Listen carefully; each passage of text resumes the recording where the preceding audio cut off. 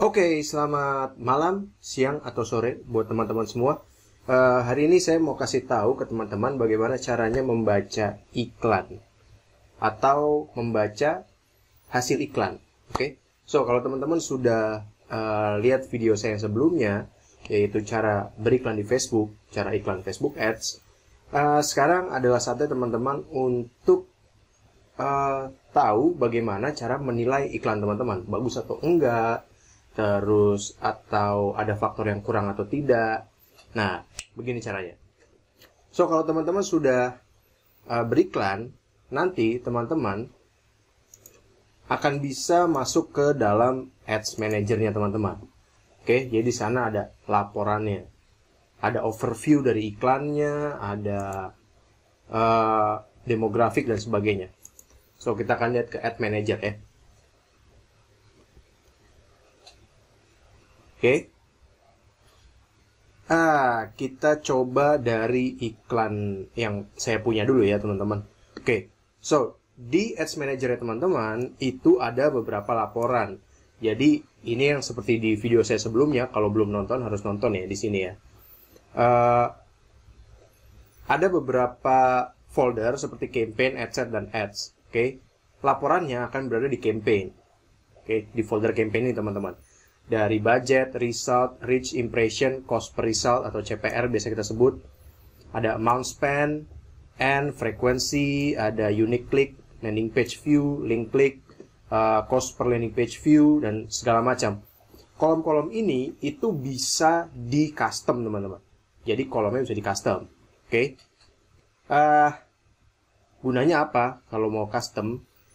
Sebetulnya gunanya adalah sebagai laporan ya, teman-teman. Jadi kita punya data yang real gitu. Nah, ini dia nih, ada customize column. Jadi kita mau di Ads Manager kita itu laporannya itu apa aja sih? Misalnya gitu ya. Misalnya kita pengen nambahin kolom ada adset delivery misalnya, atau ada CTR. CTR ini bagus sih. CTR itu adalah click through ya. Click through rate. Jadi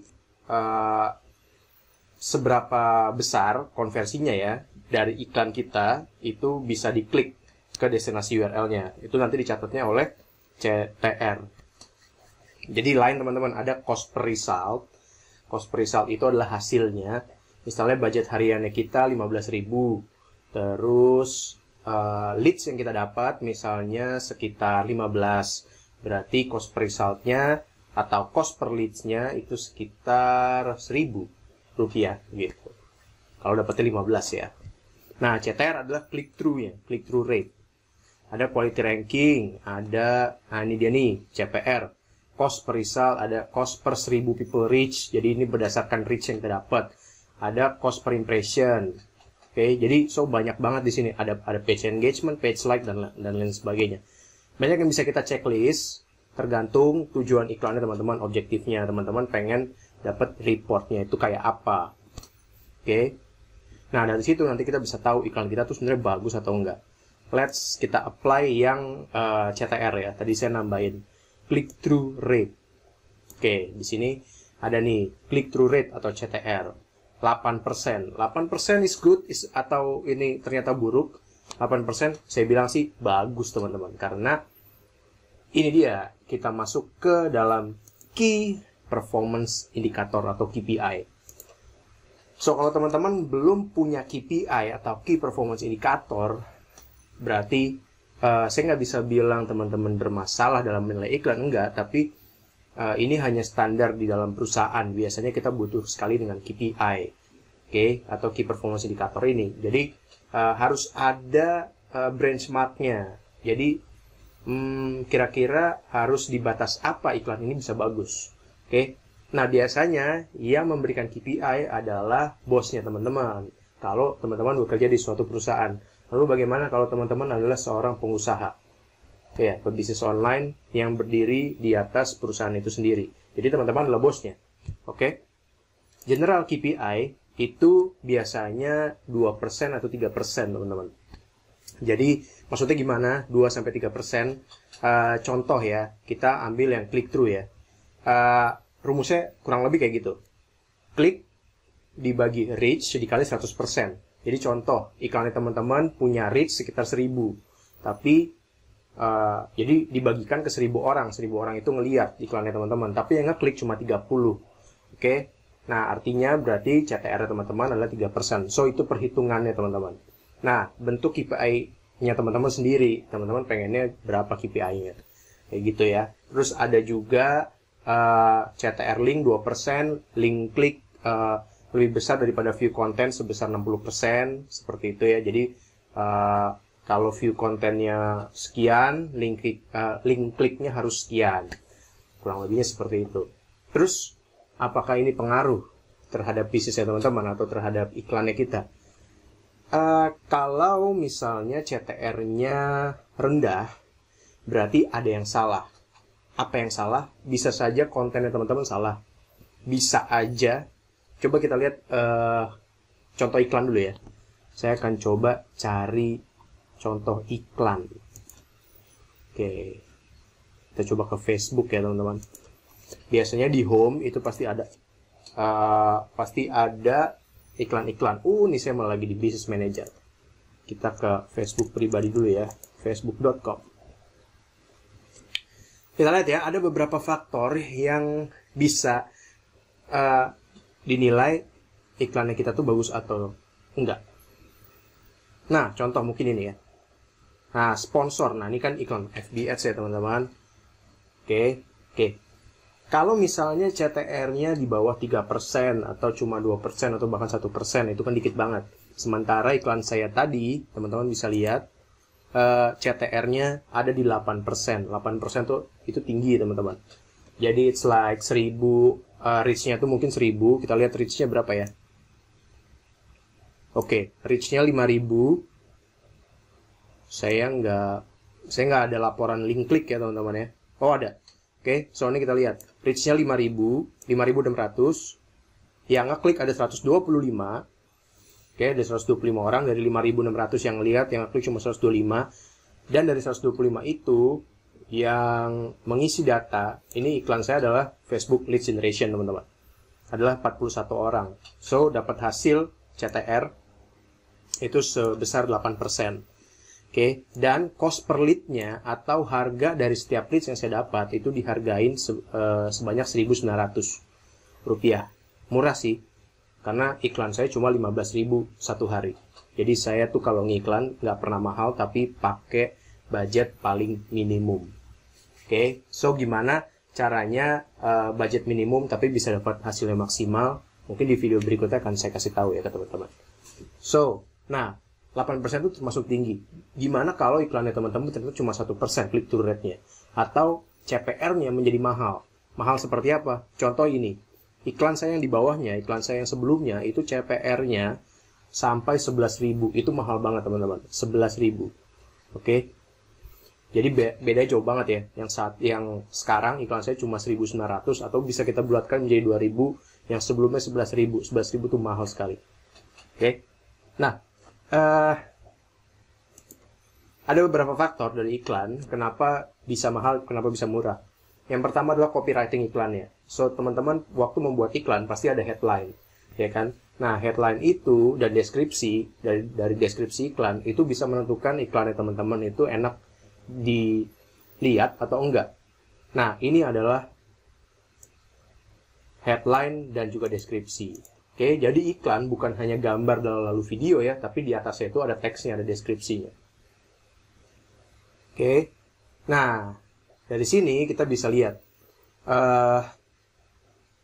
Oke, ini copywritingnya udah lumayan bagus, banyak yang ditawarkan lah ya. Yang pasti informasinya udah cukup lengkap di sini. Lalu bisa jadi foto ataupun konten videonya teman-teman itu kurang menjual, itu juga bisa. Jadi kurang menarik orang untuk ngeklik. Bisa juga ada di dalam CTA-nya. CTA yang mana? Di bawahnya teman-teman. Teman-teman bisa lihat di sini ada heartsoulhustle.clickfunnels.com. Lalu ada pitch free 5 days of business boosting training. Nah, ini adalah CTA teman-teman. Jadi ada 3 faktor. Deskripsi atau headline dari iklannya teman-teman, lalu foto atau video which is kontennya. Lalu yang ketiga adalah CTA. Oke. Nah, kalau salah satunya ada yang jelek, mungkin bisa aja hasil iklannya teman-teman tuh nggak bagus. Tapi ini hanya ada di tier 1. Kenapa saya bilang tier 1? Karena faktor berikutnya adalah tier 2. Tier 2-nya apa? Setelah orang-orang itu ngeklik linknya teman-teman atau ngeklik iklannya kita, biasanya kalau kita main dengan objektif traffic akan dibawa ke landing page atau ke website dari iklan tersebut. Nah, bisa dilihat di sini loadingnya lama ya. Orang bisa saja pergi saat loading website kita seperti ini. Jadi websitenya lama itu juga faktor. Oke, ini adalah faktor di tier keduanya teman-teman. So, teman-teman bisa optimasi websitenya, optimasi landing page-nya, optimasi kecepatannya. Jadi ada baiknya teman-teman itu kalau mau iklan, ya pakai hosting yang masih sedikit lah teman-teman. Jadi belum terlalu penuh. Dan kalau pakai share hosting seperti di luaran sana, ya sudah pasti loadingnya mungkin di bawah rata-rata ya teman-teman, standar. Kenapa gitu? Karena kalau share hosting kan kita berbagi listrik dengan teman-teman yang lain. It's like kayak kita ngontrak ataupun ngekos ya, atau kita tinggal di apartemen, listriknya dari satu server gitu. Kecuali teman-teman sudah menggunakan VPS atau private server, nah itu mungkin beda lagi. Oke, kita lanjut. Ini nggak bisa dibuka, nggak tahu internetnya saya atau landing page-nya dia. So, artinya berarti teman-teman, yang pertama kontennya harus bagus dulu, buat deskripsi yang menarik, buat konten yang bagus, CTA yang simple aja, jadi nggak usah yang ribet-ribet, yang simple dan dimengerti orang. Lalu tier keduanya, optimasi websitenya kita, jangan sampai loadingnya terlalu lama. Oke. Nah, kalau kita lihat gini kan, saya sih nggak terlalu tertarik ya dengan landing page seperti ini. Oke, kita close aja. So, jadi kalau teman-teman mau lihat hasil iklannya kita seperti apa, teman-teman iklankan aja dulu. Oke, iklanin aja dulu 2-3 hari baru teman-teman cek hasilnya seperti apa. Oke. Kalau saya pribadi, saya juga download Ads Manager yang ada di handphone. So, kalau teman-teman menggunakan Android atau iPhone, cek di Play Store atau di App Store ya teman-teman. Coba ya, saya lihat dulu Play Store. Namanya Ads Manager teman-teman. Apps. Ini di handphone ya, ini saya cuma pengen kasih lihat kalau versi PC-nya teman-teman. Namanya adalah Ads Manager. Ketika aja Ads Manager nanti akan muncul, nah ini dia teman-teman. Facebook Ads Manager. Nah, ini ngebantu teman-teman untuk melihat hasil iklannya kita. Jadi bisa dari handphone kita lihatnya. Uang kita udah ke sebar berapa, udah kepakai berapa dari saldo, lalu kita bisa lihat hasilnya juga. Kalau teman-teman menggunakan leads bisa kelihatan, terus link-linknya juga bisa kelihatan dan sebagainya. Oke. Teman-teman juga bisa lihat di sini ada view chart. Jadi di bawah iklan, di bawah tulisan iklan itu ada view chart. Apa sih artinya? Oke, jadi kita bisa ngelihat hasil performance, demographic, placement, dan delivery-nya ya dari iklan kita. Jadi ini ada grafik iklannya, paling tinggi itu ada di Maret tanggal 23. Terus kalau kita lihat demografiknya seperti ini. Berapa persen laki-laki, berapa persen perempuan. Terus dibandingin juga, kalau yang perempuan cost per resultnya sekian rupiah, kalau yang pria cost per resultnya sekian rupiah. Lalu placementnya ada di mana aja. Kita mau pilih yang mobile desktop atau desktop only atau mobile only. Kalau saya sih kebanyakan pasti mobile only. Oke, nah ini dia. Kebanyakan dari Facebook. Saya nggak pasang dari Instagram sih, karena selera teman-teman ya. Kalau menurut saya Instagram tuh masih terbilang mahal resultnya, karena behaviornya. Tiap sosmed tuh punya behavior yang beda-beda teman-teman. So itu aja mungkin dari saya.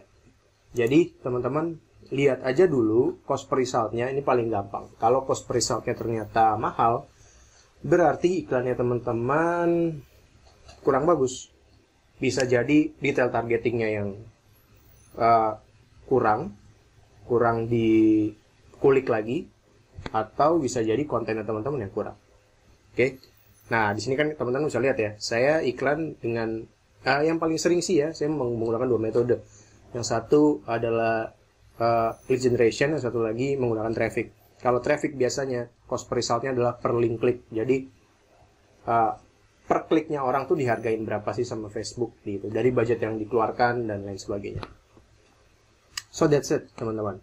Kalau teman-teman masih bingung, teman-teman bisa ulang lagi dari awal videonya tentang bagaimana cara membaca hasil iklan, bagus atau tidak, dan semoga teman-teman langsung action ya. So jangan terlalu banyak belajar tapi tidak action, harus action dari sekarang.